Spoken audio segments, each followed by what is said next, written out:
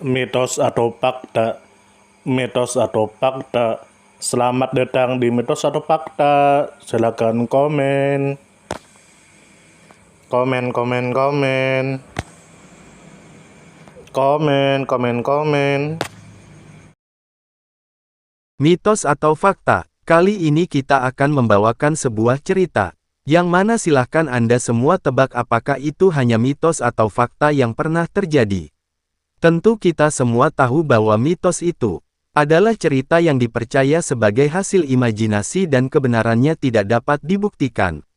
Sedangkan fakta adalah suatu peristiwa atau keadaan yang benar-benar terjadi dan dapat dibuktikan.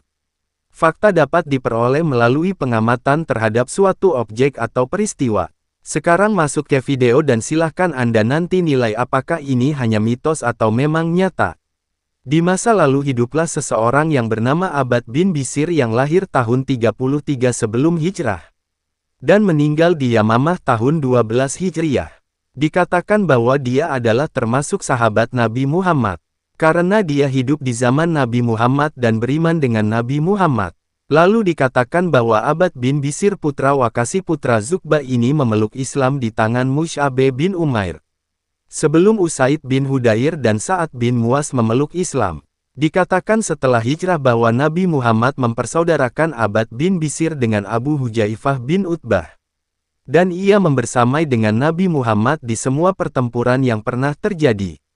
Lalu dikatakan bahwa Nabi Muhammad menugaskan Abbad bin Bishr sejumlah tugas.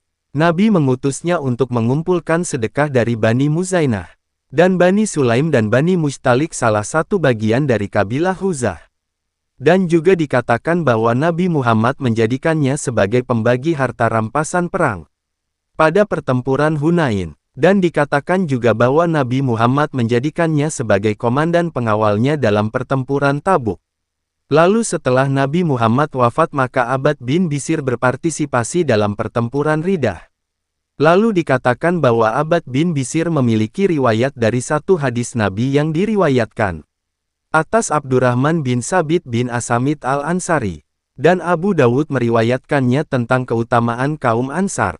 Lalu disebutkan bahwa dari Anas radhiyallahu anhu bahwa ada dua orang dari sahabat Nabi Shallallahu Alaihi Wasallam keluar dari tempat beliau pada suatu malam gelap gulita. Masing-masing menyertai mereka berdua seperti lampu di depan mereka berdua. Ketika keduanya berpisah maka masing-masing dari lampu itu menyertai mereka berdua sampai tiba di keluarganya. Hadis riwayat Imam Bukhari al-Kama Qola. Di sebagian sanad disebutkan bahwa dua orang tersebut adalah Usaid bin Hudair dan Abbad bin Bishr radhiyallahu anhuma. Mereka berdua diberikan lampu penerang padahal tidak ada cahaya ketika berjalan di kegelapan. Lalu di tangan mereka berdua semisal dua lampu yang menerangi jalan mereka. Cahaya itu tetap menyala hingga mereka berdua berpisah dan cahaya itu tetap mengikuti mereka. Lalu bagaimana menurut Anda semua?